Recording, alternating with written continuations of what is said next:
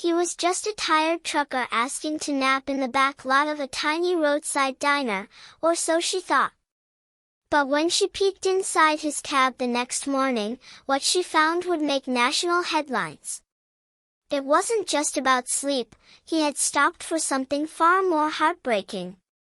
And the woman who showed him kindness? She had no idea her one small act would turn her entire life upside down. It was just past 2 a.m. when Claire Jennings heard a soft knock on the glass of her all-night diner. Steam from coffee pots hissed behind her, and a Johnny Cash song hummed low from the radio. The only customer inside, a man nursing his third slice of pecan pie, barely glanced up. She turned to the door and saw him, tall, heavy-eyed, wearing a stained cap and a jacket 2 sizes too big. A trucker, clearly. But something about the way he stood, shoulders slumped, hands clenched like he was holding back a storm, made her pause. "Sorry, ma'am," the man said through the door. "Not looking for food. Just, my logbook's maxed. Can I sleep in the back lot? Won't be no trouble." Claire hesitated. The lot behind her diner was cracked concrete, weeds creeping through the edges, but it was safe and quiet. And she'd seen enough long-haul drivers come through to know when one was at his limit. She nodded. "Course. Just don't block the dumpster." He nodded once, grateful, and trudged back to his rig. She watched him climb into the cab, but not before she saw him glance into the sleeper, like he was checking on something, or someone. That detail stuck with her. By sunrise, she was pouring fresh coffee for early morning regulars when curiosity got the better of her. She walked outside, tapped lightly on the cab door. No answer. The window was slightly cracked. And then, she heard it. A cough. Soft. And tiny. A child's cough. Her heart skipped. Claire tapped again, more firmly.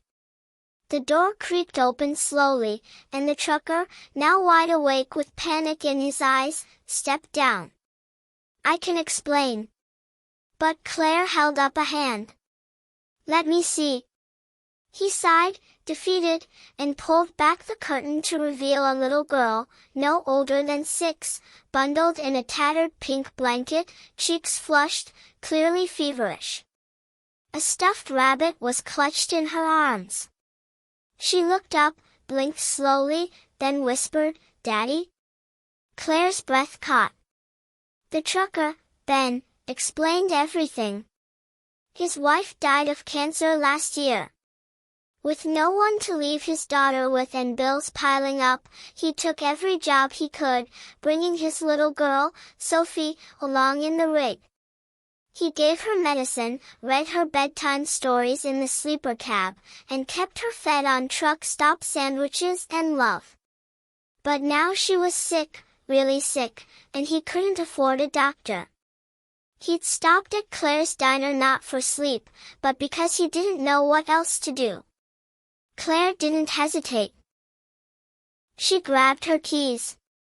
"We're going to the hospital." Ben tried to stop her. "Ma'am, I can't pay," she snapped. "Then it's on me."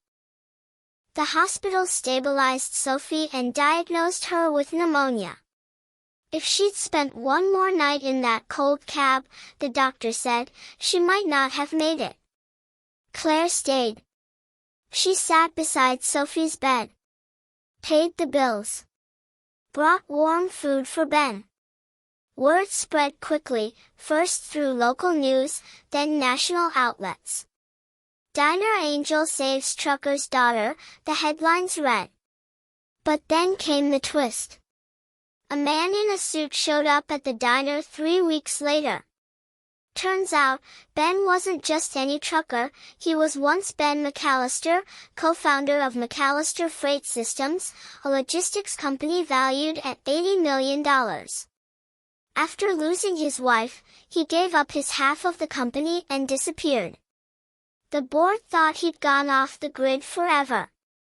But his best friend, the current CEO, had been looking for him ever since. "You saved my brother," the CEO told Claire.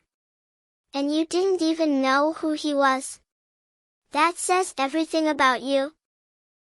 The CEO offered to fund Sophie's full medical treatment, placed Ben back as co-chair, and, on Sophie's request, named a new program after Claire, Claire's Rest Stop, a fund for truckers with families in crisis.